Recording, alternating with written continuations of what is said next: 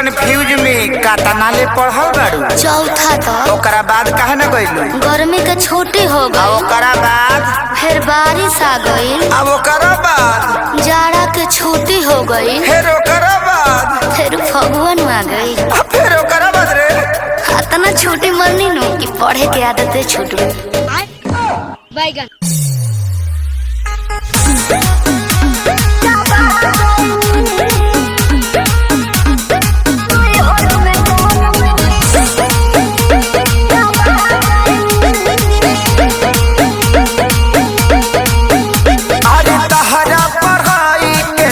कौनो जोड़ हो बोले लू तो इंग्लिश के तूर दे लू गोड़ हो। मैं तो बताई मैं नहीं हूँ वाईफाई।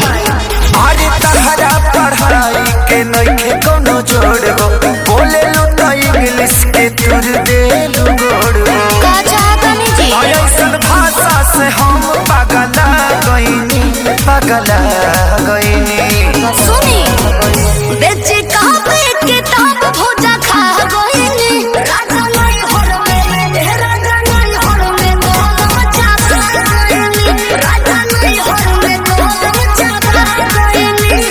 अच्छा एगो बात बताओ, तहरा संडे मंडे याद बा? हाँ जी। तो सुनाओ तो। Sunday, good, Monday, very good, कंडे, आय लवंडे ठंडे ठंडे। संतोष पागल बुझले बाड़ू, मारम बहु फेंक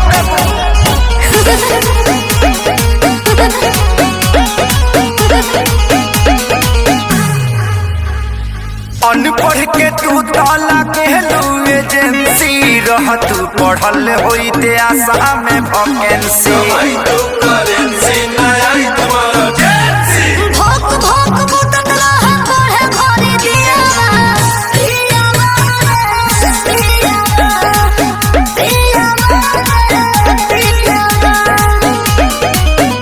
गलती भइल तो से शादी करके कहा कोइनी ई का कोइनी बेचे कापे किताब भोजा खा गइनी। राजा नहीं हर में राजा नहीं हर में मोहन चाचा गइनी। राजा नहीं हर में मोहन चाचा गइनी।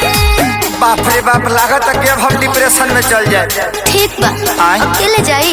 हाँ। जाते न त जाके देखी। हाँ। आ बढ़िया जगह होई नु। हाँ। हम आ ओजे हनीमून मनावल जी डिप्रेशन में।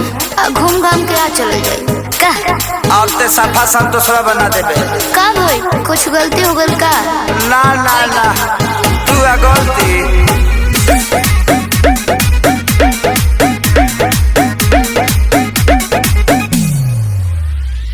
चढ़ली जवानी तहर पूरा बझोल हो, खत्म इतिहास पूरा गोल बाबू गोल हो। चढ़ल बाड़ा जौना पे डूबावा तारा नैया। सोइया हो सोइया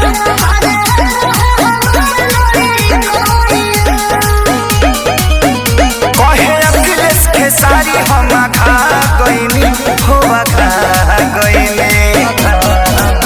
बेचे कापे किताब भोजा खा गइनी। राजा नहीं हर में राजा नहीं हर में मोहन चाचा गइनी।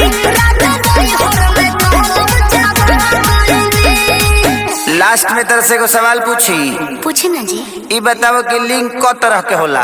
3 तरह के। कौन कौन? स्त्रीलिंग, यस, पुल्लिंग, बिल्कुल यस। अडरलिंग।